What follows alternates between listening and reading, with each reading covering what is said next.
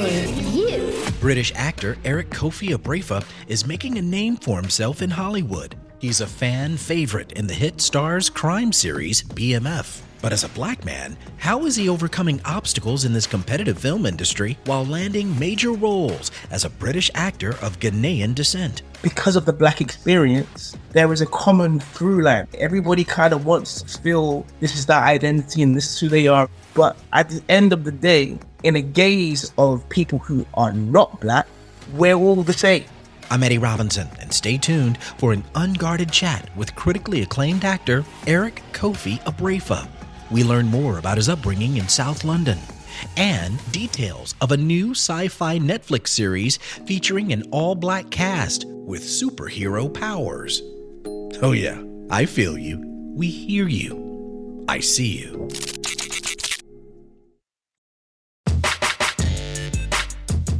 You're listening to ICU. I'm your host, Eddie Robinson. It's a classic good versus evil story, BMF, which is based on the true story of one of the most powerful crime families of the 1980s, the Black Mafia family. Did you save my dog? Looks like it's too late, my son. Thought God could save anybody. His time has passed, my brother. Snoop Dogg. He's actually playing a pastor on the hit Starz series. Confronting the pastor is Lamar Silas, a violent and bloodthirsty street enforcer played by the show's breakout star, Eric Kofi Abrefa. Now, behind this character is a man who's quickly gaining fans in Hollywood, in London, where he was born and raised, and also in Ghana, his parents' homeland. Eric Kofi Abrefa also recently starred in the film The Book of Clarence. See, I know the root of the problem with those who exude such copious amounts of hate. It actually stems from your self-awareness. Knowing that you are weak. In reality, you are a frightened little boy dressed up in a metal-plated costume. And he's also starring in the upcoming Netflix superhero drama, Supercell. BMF, which is now in its third season on Starz, is produced by Houston's own Curtis Jackson III, also known as 50 Cent. We're very pleased to have Eric joining us virtually from his home out in London. Eric, it's a pleasure having you, man. Thank you so much for being a guest on ICU. Thank you for having me, Eddie. Appreciate it. Yeah, you're currently starring in BMF, one of Starz' highly acclaimed television series. You play Lamar, who some might describe as the boogeyman of the hood, a street legend who gets out of prison and has to reclaim his Detroit territory and try to win back love and respect. Jeremy, look, I'm a changed man, all right? But I'm gonna tell you what, though. When you see Duke, you tell him that Lamar Silas is back in town. You know, what's it been like for you to play this particular role, Eric? It's been incredible in terms of the reception. Yeah. I never thought that people will receive that character so much. Yeah, he does some crazy stuff in the show. But ultimately, the reception that I've received, that I've appreciated the most from people telling me, even though, you know, he is the antagonist and he's a villain, there managed to be some human side to him. And I'm really happy. I'm really happy how it's been received and how kind of groundbreaking it was. And your American accent is just really phenomenal. It's almost like you're in Baltimore. You're a native of, of Jackson, Mississippi. You know, it's an incredible accent. But you grew up in London. Yeah. Is there something from your upbringing that you draw up to be able to relate to this Detroit character? Growing up in the 90s, man, it was American TV was all that dominated us in music and culture and, you know, especially for like, you know, the black person around the whole world, America was like the place to be in terms of seeing affluent people, same color as your skin. Even from a young age, I think I quickly grasped onto knowing, thinking, believing over there for a black man or for a black person in general, there isn't this glass ceiling. I think all opportunities are there for you if you want to seize it. Whereas in places that I've grown up in, like the UK, for example, it wasn't at the time. It was all a dream, really, to see black actors and black musicians, and it was a dream far, far, far, far, far away. I guess because of that, the kind of black American culture has definitely had a real impact on my life. You know, we've seen actors like your co-star and our prior guest, Russell Hornsby, really admiring the notion that more and more actors start in theater so that it gives them the chops. It gives them that sense of, you know, really, really being authentic on screen. Yeah. Being believable when they get these characters, when they get and receive these roles, they know exactly how to portray themselves and, you know, the flaws that they're going through. It really feels genuine. It really feels authentic. And he admired actors who do that. Do you think that there are a lot of major roles out there for black men in film, in television per se? I think now today, I don't like acting politicized. I feel like we're kind of going off on a tangent here, but like, Really? yeah, little one. So for example, colorblind casting, right? Okay. Anybody can play anything and be anyone. Fair. You look at programs like House of Cards, for example. Okay. We're working in the Senate and within the government. There's great representatives from like each community in the States. You've got people from the Latin community, you've got people from the Black community, people from the Asian community. Those are representatives of America. So you can throw a lot of people into that program and they could be representing whatever state, whatever city, mayor here, mayor there. But when we get specific into like family, Yeah.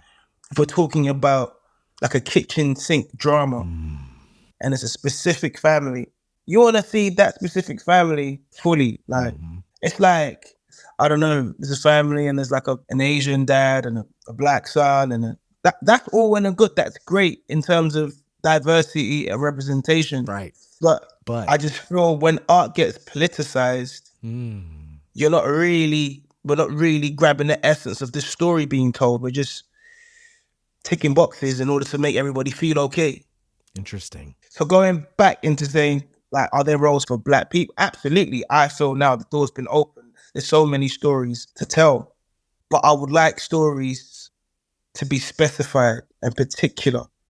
You know, there are those in the film industry who say that, you know, there are few roles out there often, and those roles that are out there often go to black British actors who are preferred over black American actors.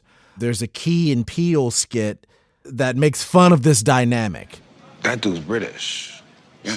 Antoine, if I might jump in with a bit of advice. I don't think I need that. No. Look, hear him out. Maybe you might want to try thinking of something in the material that's similar to something that's happened in your real life. For me, for instance, I like to think of when my mom wanted me to attend prep school in Leeds to become a barrister, but I wanted to study the theatre at Oxford. Thank God. And so that was a conundrum, really, for me. I'm gonna stop you right there, because it's just confusing me, right? Like, I don't need that, because I am from the streets. I was in a gang. They told me to kill my cousin. Might be a bit spot on, no? Yeah, that's a bit spot on. Do you have any stories that involve your mom? Yet, interestingly enough, Jordan Peele's muse, if you will, is Daniel Kaluuya, Right. who's also British. Right. You know, what do you think of this dynamic? When, you know, what do you feel welcome in Hollywood per se? Is there a sense of competition with black British actors getting particular roles over Americans? I'll be honest, man, that is not my fight to fight. From the day I started my occupation as an actor, it's always been me by myself. I've always felt like it's me versus me, personally. This notion of, you know, black British people getting roles over black Americans, I I couldn't tell you the ins and outs of it, man. It could be so political behind the scenes of why I got a role. I don't know, and I do not care. Personally, what's not going to happen is I'm going to hold the slack for that. I've got hopes and dreams just like you. I've made sacrifices just like you. I love this just like you. I love stories just like you. And I want to tell these stories. And if anything, if it feels like I've seen so many like posts and tweets about like cosplaying Black American and not being really from here and blah, blah, blah, blah, blah. Yes. Personally, if that's your take, cool. But in any of the roles that I've played as an American, if I've been disrespectful, if I've mocked, done any of those things, then cool. Pull out that card. But in my heart, I've done nothing but pay homage.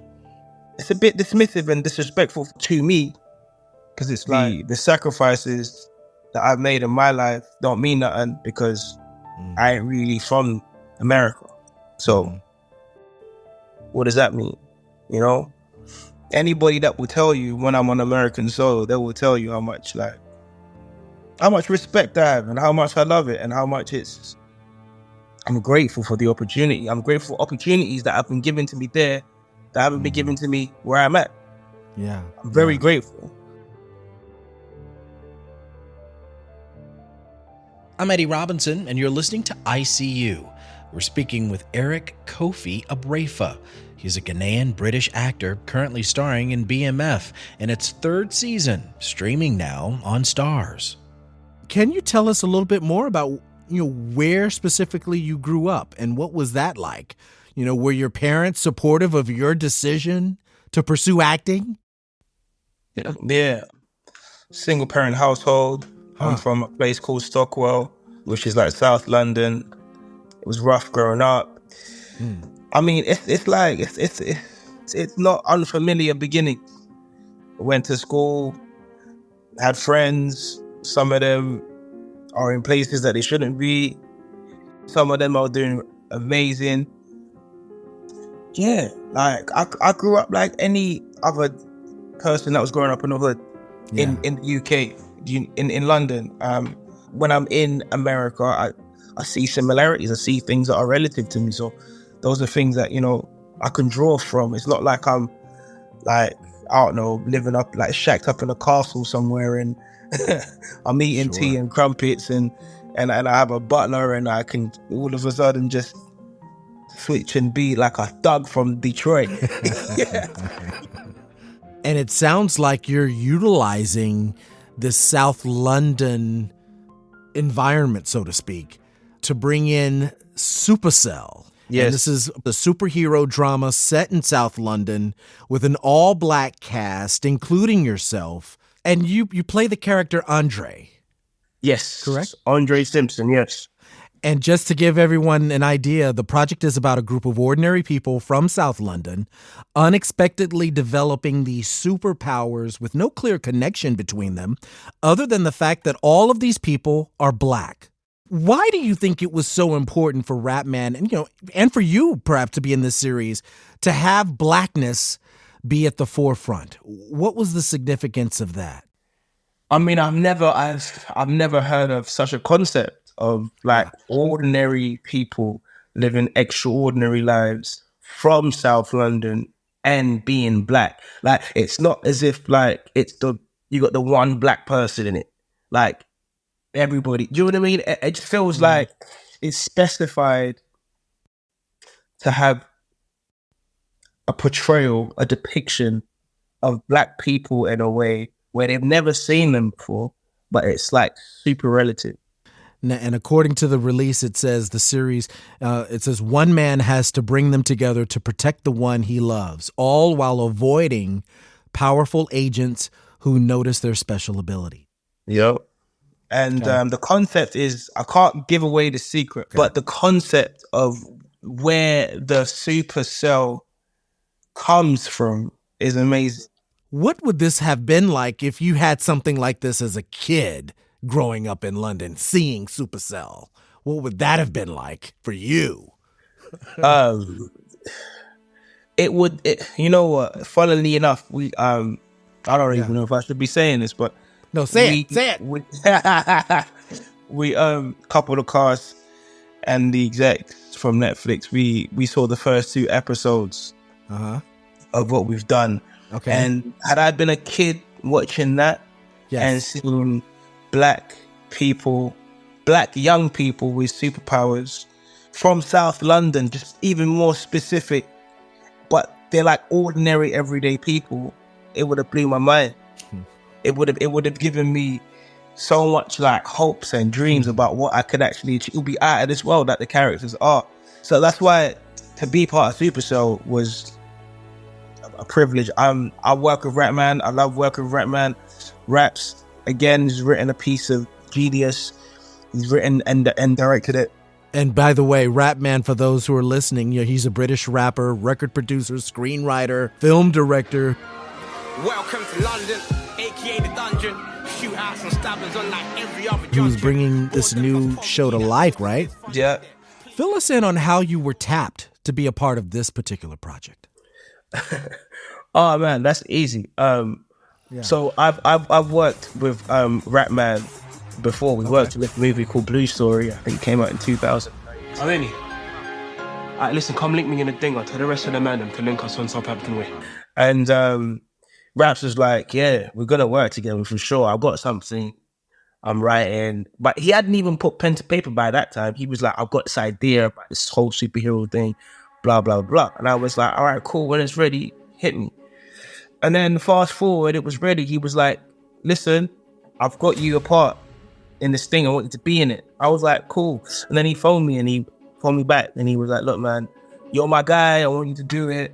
But Netflix want you to kind of audition for the. I was like, bro, for you, whatever, it's cool.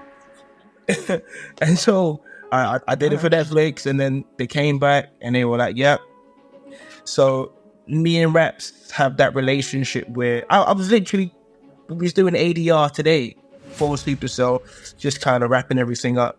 And yeah, man. So yeah, we have a great relationship.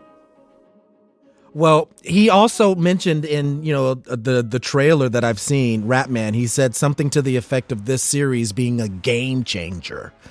In what way do you think, Eric, Supercell will be a game changer for the industry? It's so specified. It's like all black people from South London, and I feel like black people across the world will be like, have a better understanding of, because I feel like just as people worldwide, everybody's trying to find their identity. Even within black people, we're all trying to be like, oh, I'm African, I'm this, I'm that, I'm this, I'm that. And I think because of the black experience, there is a common through line, regardless of whatever you're going through.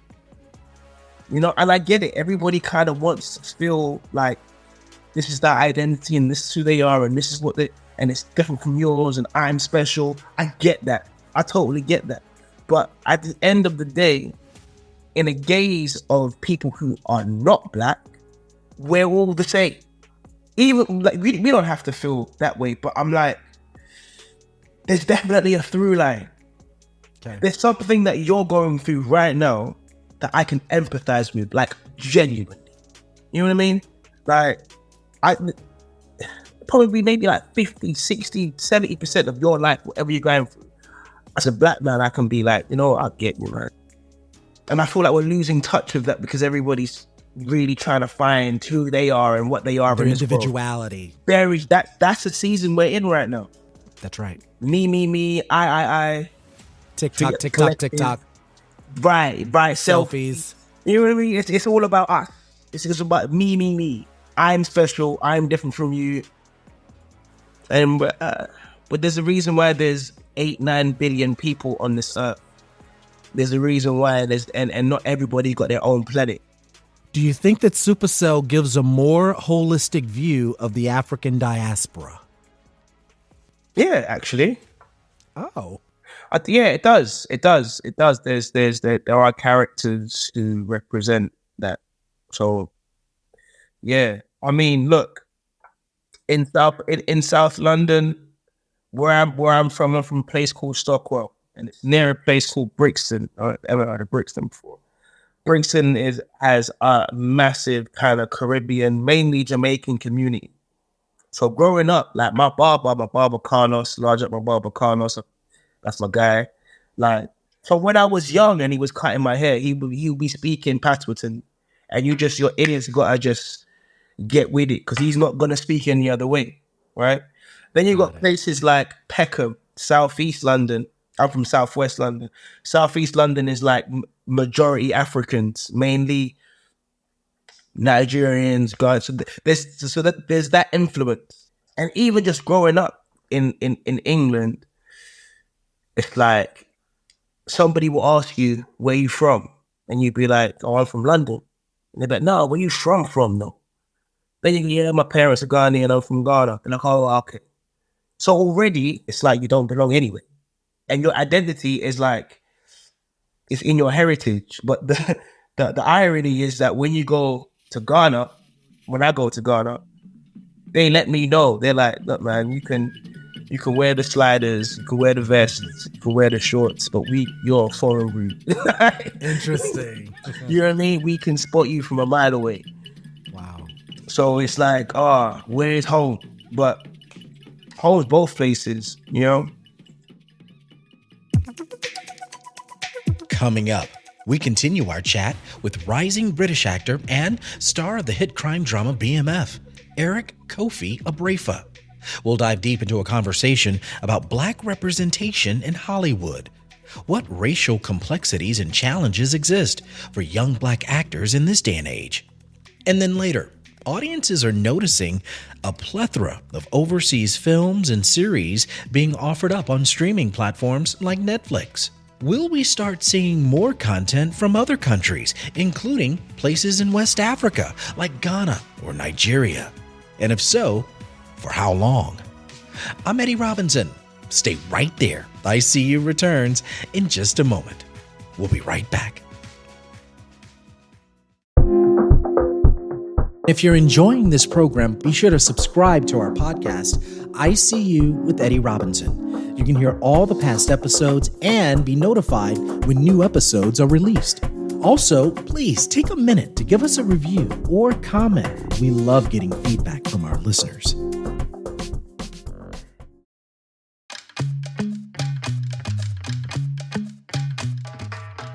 You're listening to ICU. I'm Eddie Robinson. We're speaking with British Ghanaian actor Eric Kofi Abrefa. He was recently on the big screen in the movie The Book of Clarence. He's also the villain, the man you love to hate, from the hit Starz crime series BMF. Yeah, tags. Yo, let's go, man. I'm it. Gone. I'll find you. Guess I showed up. Eric, let's briefly chat now about Black representation in Hollywood. I grew up gravitating to Black male actors who played characters that were superheroes, men who fought the bad guys and won. I wasn't old enough to see Sidney Poitier in the groundbreaking film In the Heat of the Night. Was Mr. Colbert ever in this greenhouse, say last night about midnight? But in the late 60s, Poitier was America's first Black movie star and the first Black male to win an Academy Award. Heading into the 80s and 90s, though, I could appreciate actors like Wesley Snipes in Passenger 57. You know, Charlie, I'm a little surprised at you. Didn't your father ever teach you never send a boy to do a man's job? Or Lawrence Fishburne in Deep Cover. Or Carl Weathers in Action Jackson. Why'd you looking for Papa Doc? Where is he? But I think most would not dispute the biggest actor in my time would be Denzel Washington. So you are what you are in this world. That's either one or two things. Either you're somebody or you're nobody. Be right back. These Black actors that were, really on some level were heroic. Flip to where we are today. And here's my question to you, Eric. With offerings of Black male characters in film, it seemed like we're still seeing Black men in these roles of drug deals gone bad, or they're cheating on their wives or their spouses. We're still a very violent, very aggressive specimen. And there's this handful of shows that even you'll find where there's a sexualization of Black men, so to speak. sometimes the comedy gets infused in it somehow. You know, we have to be dressed up as women. You know, we have to, have these sort of satirical characterizations placed on us before we can even be considered a real, authentic character.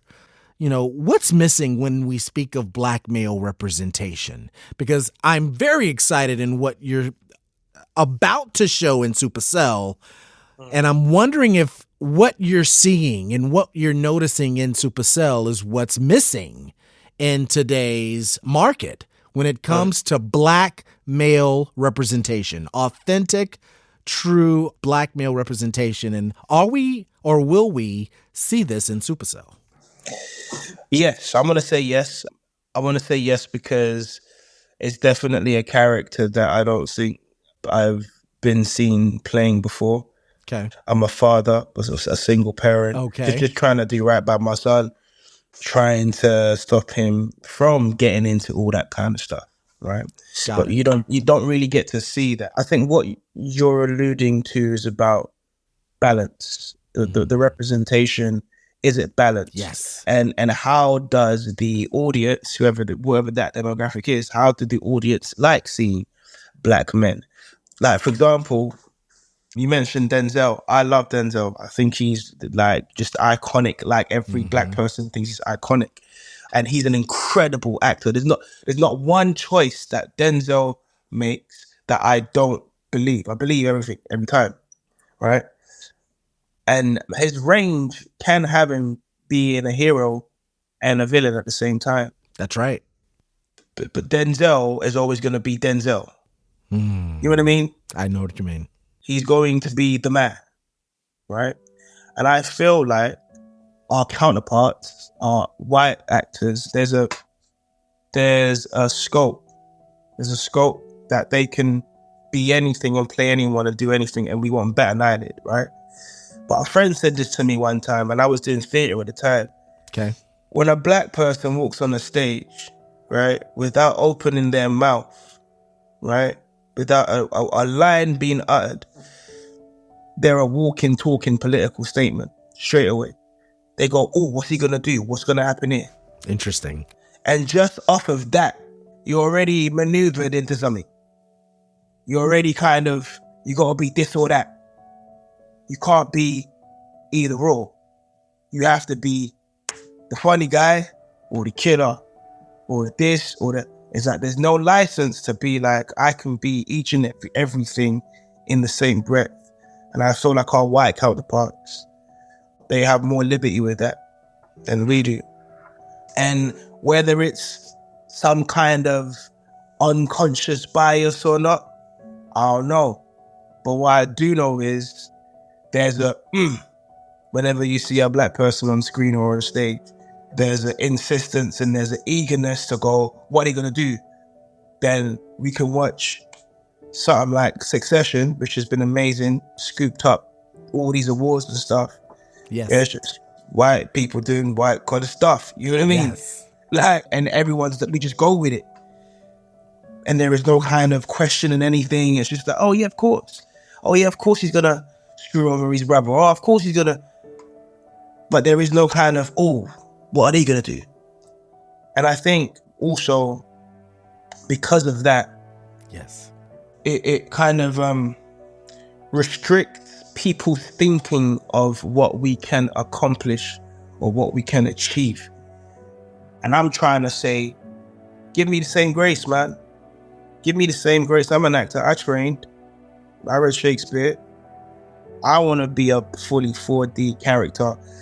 You don't even know what I'm going to do next. Or, do you know what I mean? I want to be afforded that too. So I think we're pushing boundaries. We're, you know what I mean? We're getting there. We're getting there. And people who once upon a time never understood us, slowly but surely are kind of getting the full scope. And I just think we just got to keep pushing boundaries. This is ICU. I'm your host, Eddie Robinson, and we're chatting with Eric Kofi Abrefa, a British Ghanaian actor who's gone from starring on the stages of the UK, television shows in Detroit, to films and TV series in Hollywood. Eric is calling us virtually from his home in London. You still have your ties in Ghana, For sure. And even did a production not that long ago, a short film called Locked In. We're locked in. What was that like, working in Ghana? What do you think of the future of film and television being shot in Ghana and throughout Africa? Yeah, I mean, I shot Locked In with a good friend of mine, Kwame Augustine, and a director, Stephanie Boateng. And I was going for a haircut. I was going to go cut my hair. I've seen Kwame, and then he'd been in Ghana for a couple months. I just got there, about to stay for a month. And he was like, let's go to the coffee shop, link up, knock heads together and see what we can come up with. So we did exactly that. Came up with a script, and then I think it was a week later or 2 weeks later, we just started filming on some guerrilla type filming, just raw stuff, And I loved it, man. We had like mini buses, we call them trotros, like mini buses that were driving through our scenes and stuff, and we're trying to tell people, trying to lock off roads, and people ain't having it. But the craziness of it, when we finished filming, I wanted to do it again. Wow. I wanted to do it all over again. I loved it. And right now, in Ghana, yes. I mean, obviously, I don't know if it's not obvious, but you might have heard of the Year of the Return that happened in 2019, where Ghana was just telling the whole diaspora, come home. Continue to open our arms and invite all our brothers and sisters home. Ghana is your home. Africa is your home. And as a matter of fact, we highlighted a previous show here at ICU. Actually, it was a Houston-based couple who decided that they were done with the politics of America. They were tired of being discriminated against, tired of all the racism, just tired of being tired. And so they moved to Ghana, packed up their kids, the whole thing. And they called us virtually from Ghana. They're still doing very well out there. Diving more into this West African country, Ghana was very important to civil rights leaders of the 1950s and 60s. Ghana gained its independence from Britain in 1957. And many civil rights leaders viewed the independence of a black country as a struggle akin to their own. W.E.B. Du Bois, finally moved to and passed away in Ghana. Reverend Dr. Martin Luther King Jr. attended independence ceremonies and was greatly influenced by what he saw there. In the decade after independence, hundreds of Americans, African Americans, including Malcolm X, Maya Angelou, Richard Wright, Muhammad Ali, either visited or lived in Ghana. When Malcolm X came to Ghana, the African Americans who were there, we gathered around him like his children. What do you think about the power of Ghana, its past, and how this country's dynamic compares to present day, as opposed to what Americans might get wrong or how many Americans may view Africa nowadays? What's your insight and perspective on all of that? I think it's a beautiful thing that the arms are open, ready to receive people, and also people are willing to come to Ghana and just feel at home, whatever your ties to it are, or whatever reason you're going there for. Personally, my family are from there. I have great ties to it. I just feel at home when I'm there. I feel rejuvenated. I just feel spiritually just lifted. I just feel like I'm able to be myself when I'm there. And I gain a peace of mind that I haven't found anywhere else on this planet that I've been to. I'm very proud of my heritage, and I'm very proud of the fact that a lot of people are starting to come there and see for themselves and take a bit of Ghana with them. Mm-hmm. I would love to see the potential. I would love to see what comes out of this. I would, from all the Pan-African movements that were done by all those leaders like your W.E.B. Du Bois, and I just hope and pray that it's gonna have the similar effect that we have now. Going back to filming and stuff being done in Ghana. Yes. There is a lot of that going on.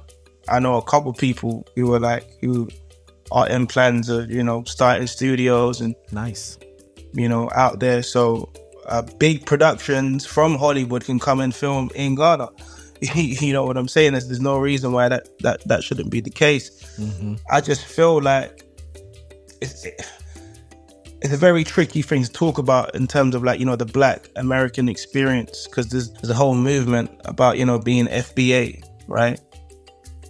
Foundational Black Americans probably feel that they have no ties to Africa at all. Like they feel like we started from slavery and we're American.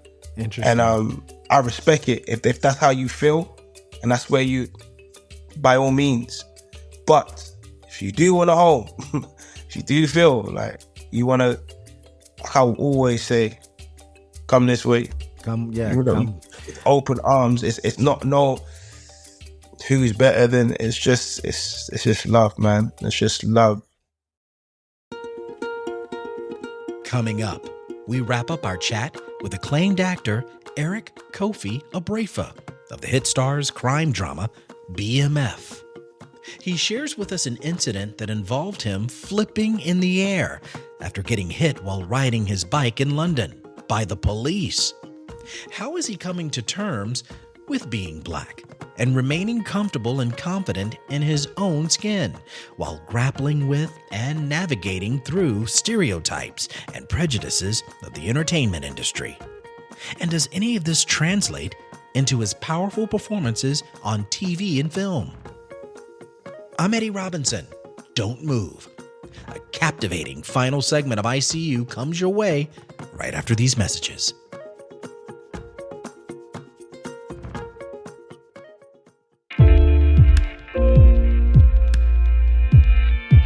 If you're enjoying this program, be sure to subscribe to our podcast, ICU with Eddie Robinson.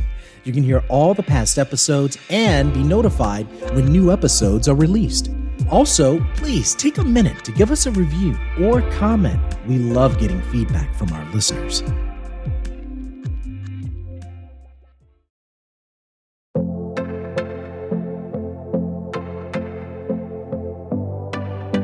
It's ICU. I'm Eddie Robinson, and we're here with acclaimed British actor Eric Kofi Abrefa.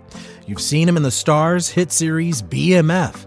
He's also starred in Jurassic Park: Fallen Kingdom, the 2016 thriller Snowden, and he's played the antagonist, Jedediah the Terrible, in the religiously bold film The Book of Clarence, from visionary writer-director James Samuel, who's also known for his work on the Netflix Western The Harder They Fall. Eric is here on ICU to talk about his life, his career, the obstacles he's had to face, all while pursuing his passion of acting. We're also excited for the Netflix sci-fi superhero series he stars in entitled Supercell, a series which explores the emergence of superpowers among ordinary citizens from South London. Eric is calling us virtually from his home in London. We were discussing before the break the influence of Ghana, more specifically the power of Africa in film and television, with you being both British and Ghanaian. I saw this film called Can You See Us? It's a Zambian film about a boy who has albinism, and he's rejected by his father, experiences bullying at school, all kinds of obstacles that he's dealing with as he tries to pursue his passion in becoming a successful musician. I am strong. I am strong. I am worthy. I am worthy. I belong. I belong. It's a very fascinating film from Zambia, and it's right at your fingertips, right? But let me ask you this. Acting can be very challenging, and I'm referring to off-camera processes that one has to go through to land the part, right? To crush the audition, to win the role. But first, you must play the game, and you got to learn how to play the game. All ethnic groups are subject to some form of stereotyping that's specific to what the producers and directors are actually looking for. Can you share with us, Eric, a moment, an incident, a narrative that still resonates in your mind? Perhaps it gives you motivation. Perhaps it gives you some strength, unlike, any other, where you have this moment where your nerves were tested. Can you share with us that narrative or story where you really had to come to grips with yourself? Actually, do you know what? Funnily enough, you say that.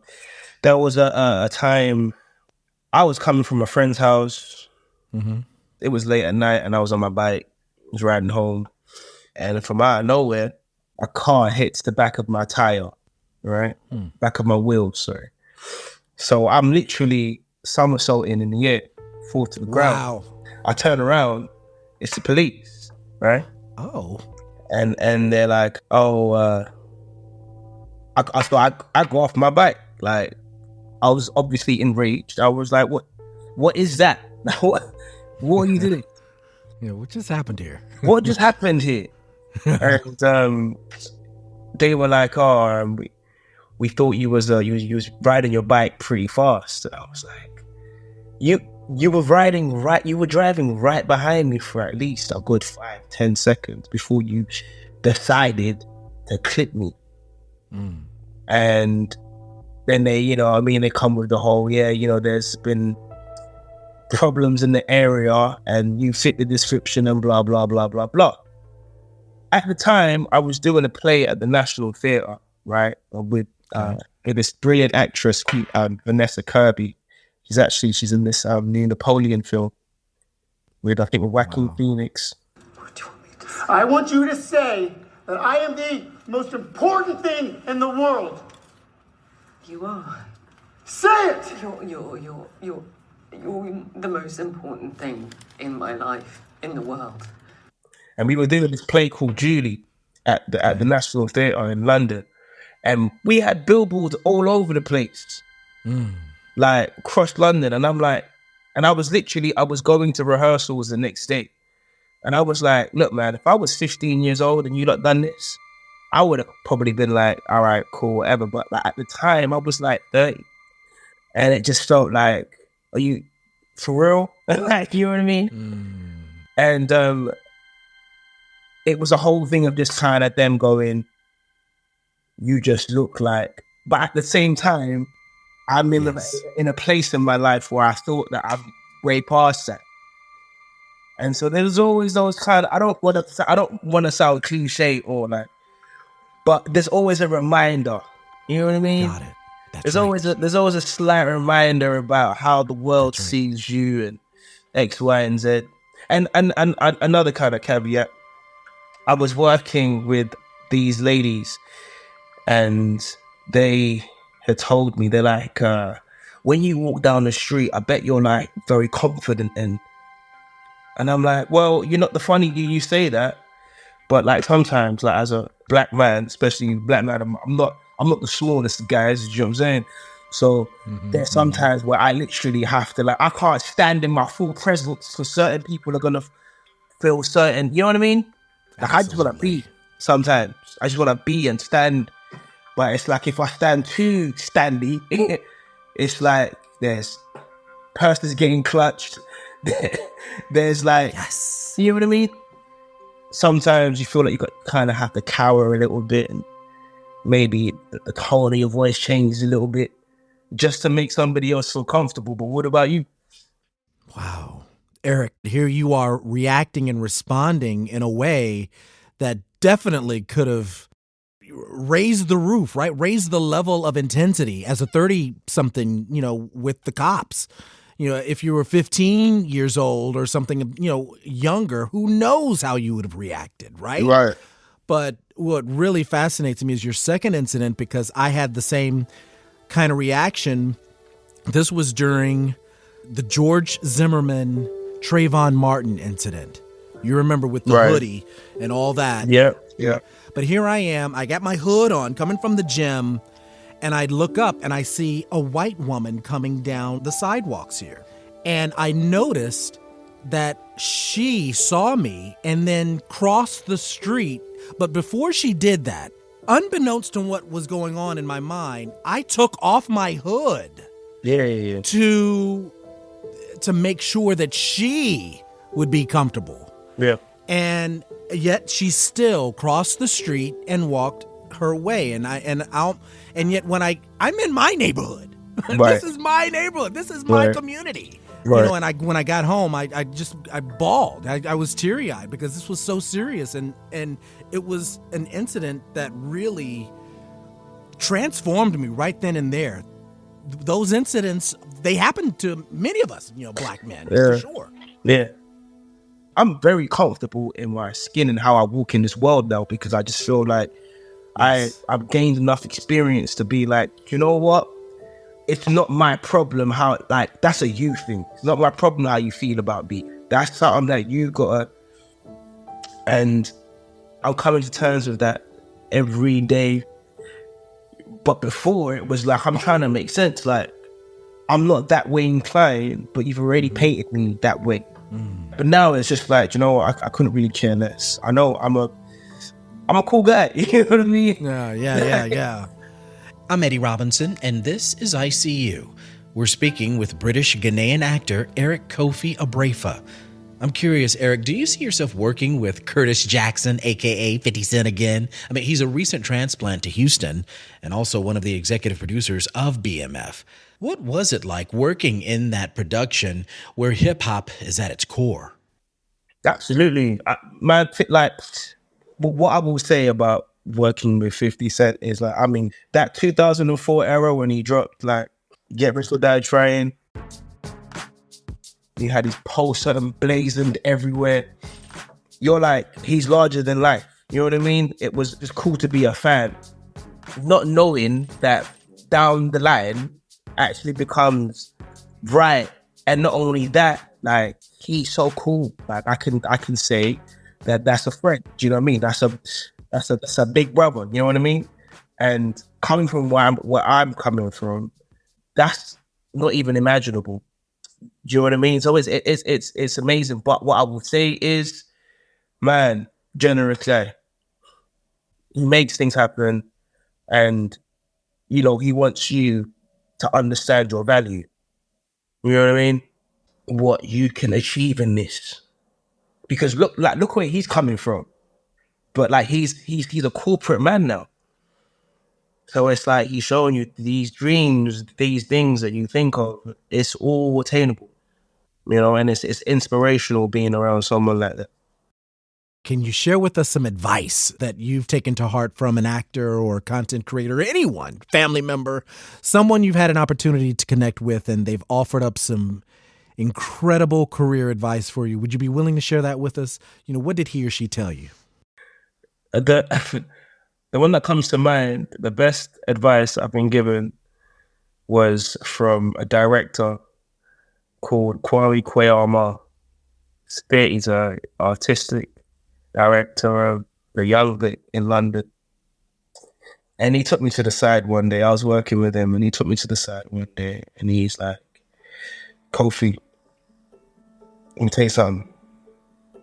No one cares. No one cares, bro. Whatever you think you're going through, whatever, like, get yourself together and get it done. You know what I mean? Like, get it done. There's no woe is me. Don't try to be no victim. That no one cares. People are gonna pretend to, like, we're in a place where it's like, yeah, talk about, especially men. It's like, talk about your feelings, but trust me, you start kind of relenting and speaking about how you feel. Really concentrate on the person you're talking to and look at their face. They're bored, man. They're bored. Because at the first 5-10 minutes of what you were saying was it was entertainment, it was interesting. The next 15 minutes is like, bloody hell, give it a rest. So that's one of the best advices I've been given. Like, ultimately, the whole victim, woe is me, why me, all that kind, no one cares, bro. No one cares. Get done what you need to go get done. And secondly, I'd say, and I'm only coming from a place of experience where I used to believe that if you put yourself first, it's very selfish and it's not a great thing to do. My mum raised me to always put people before you and help other people and all that kind of stuff. But I also learned that you can't serve others unless you serve yourself first. Like, you can't work on E. You know what I mean? Your tank can't run on E. So make sure you're straight before helping somebody else. And like on airplanes, when that thing comes, they tell you. Yeah, that's the first thing I always think about. Put your mask on before you put on the little small baby. babies. Yeah, right. And so, yeah, man, that's a universal role to me. Of all the accomplishments, of all that you've experienced in your life as well, as a brilliant actor, being part of some very intense and powerful programs in television and in film, what life lessons have you learned about yourself thus far? I've learned that I'm as hectic as life can get. I like having a routine. As much as I can make a routine, I feel like I work better that way. And I've also learned just like when when my back's against the wall, I make things happen. Do you know what I mean? I'm proud of that about me. Like I don't shy away from adversity. And it's about kind of trusting that. Sometimes you forget. Sometimes, don't get me wrong, like things get scary, but I always know that you can come out of it. Things are gonna happen with you or without you. So it's like life is like a locomotive train. It's gonna happen anyway. So it's up to you whether you wanna be on the train or you wanna get off.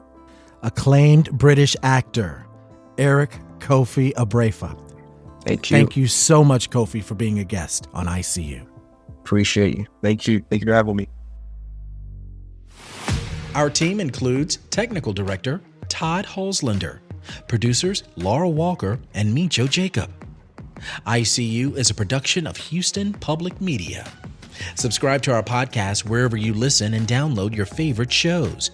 Search for ISEEU Show with Eddie Robinson. We'd love to hear from you. Send us your thoughts and comments to this email address, talk@icushow.org. That's ICU, the letter U, show.org. I'm your host and executive producer, Eddie Robinson. And I feel you. We hear you. I see you. Thanks so much for listening. Until next time.